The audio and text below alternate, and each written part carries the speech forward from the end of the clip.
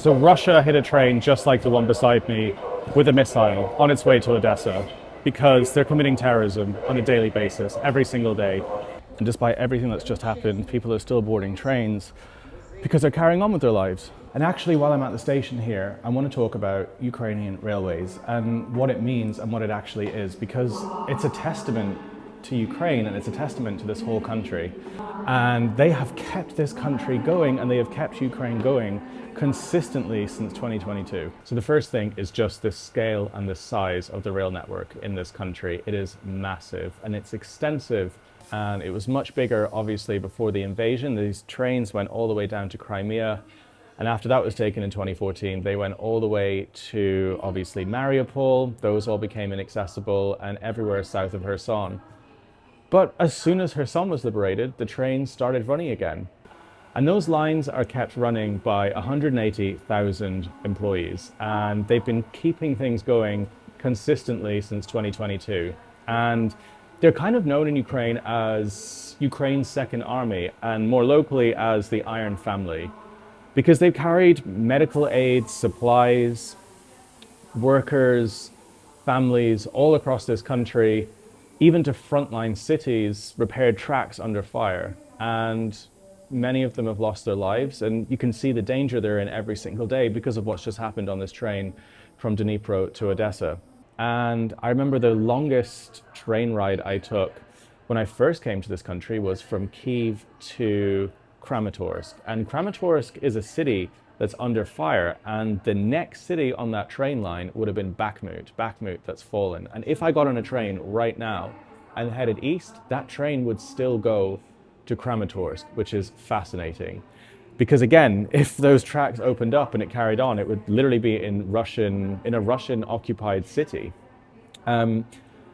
And they just keep going. And if we remember the Kramatorsk railway strike, this was the horrific strike that happened back in 2022. It was a cluster bomb that went off right above the railway station. That station was still repaired and trains were running back into it within weeks. And the train that was just destroyed in Dnipro is going to be repaired, and those tracks are going to be replaced too. And I remember the first time I got a train to Ukraine, I went to Kyiv and I was shocked, at how cheap it was. It was about $10 for the ticket, how clean it was, how perfect it seemed to be, and how it ran on time.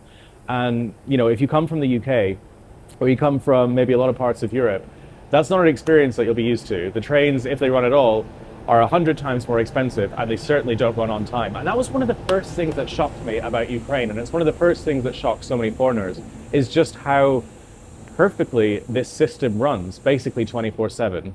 There's also some interesting things to do with the width of the train lines. In Ukraine, the width of the train is actually, the track is actually different to Poland and its neighboring countries. And that's because rail is an extremely integral part of war in Europe. It's also why today is really relevant, because Russia has historically done a lot of its wars and its conquest through rail. Right now, that's why they're trying to take Pokrovsk so much. It's a major rail hub in the east of Ukraine, because that's how they bring all their supplies, that's how they bring all their heavy stuff, their artillery, their batteries, their tanks, to the front lines. It's a very Soviet way of war, but it goes way back before what Russia's been doing. And actually, when Germany was trying to take the Soviet Union, they were slowed massively because the width of the train lines were different in Russia than they were, well, in the USSR, than they were in Europe.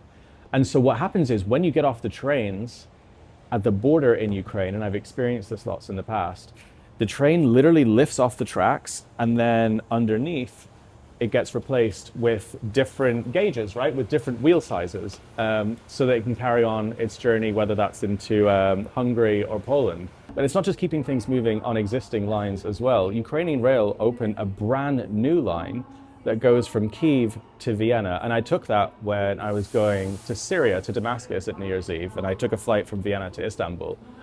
Because I was really excited to try it out, because I love Ukrainian trains and take them all the time. They are fascinating, excellent, and they just work well. And that's what's crazy. Even during a war, they still keep the trains running on time, and they open new lines. And they don't even open new lines in the last few weeks, they've opened brand new, newly renovated, newly designed carriages, super sleek, super cool.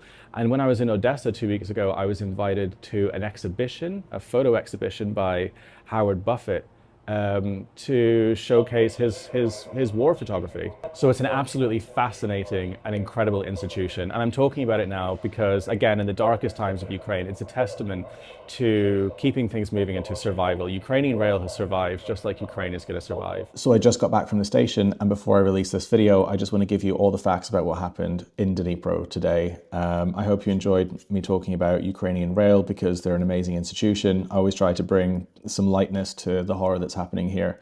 But what happened in Dnipro was pretty horrible. The number of dead has risen to 21 now, with 300 casualties.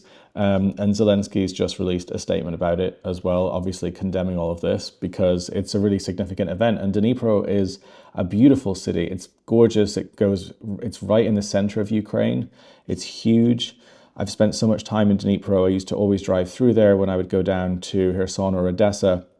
But it looks like 14 different buildings were damaged. That includes a school, a kindergarten, a dormitory, a gymnasium, an admin building, all civilian buildings as usual. This is what Russia has been doing consistently for the last 3 years, but more so in the last few months. They're freaking out about Iran potentially falling apart.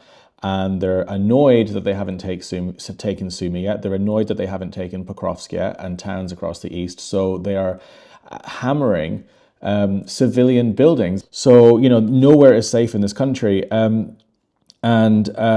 It's important to still talk about this and to know about all of this. Obviously, Zelensky's released a statement about this at 4 o'clock, confirming the number of dead at the time. And it was still amazing to see people get on the trains today and still carry on with their lives. But, it's still a terrifying experience for Ukrainians being in their own country every single day. And this is why there's so many refugees still around the entire planet right now, Ukrainian refugees. A lot of people in my comments say, oh, it looks great in Ukraine. Why don't Ukrainian refugees go home? Well, they could be killed on the way home on the train as soon as they enter this country. This is the situation in Ukraine. Again, just another bit of light to all this darkness. The report that I brought out standing at the train station, the one you just saw, talking about the great work of Ukrainian Railways as a beautiful institution, has just been shared by Ukrainian Railways as well. And they've said, keep moving no matter what, which is a really nice point to end on.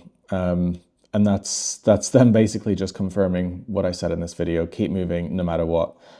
Because that's what this country is, even at the epitome of wartime, at the epitome of evil. Keep moving. That's what this country does, and it's what it's always going to continue to do. So thanks for watching this, and I hope you found it interesting. Let me know what you thought in the comments below. If you like my channel, I upload a video every day, or try to, with reports on what's happening in this country. I'm based full-time here, forever, until this conflict is over. But yeah, I really appreciate your support, and thanks again.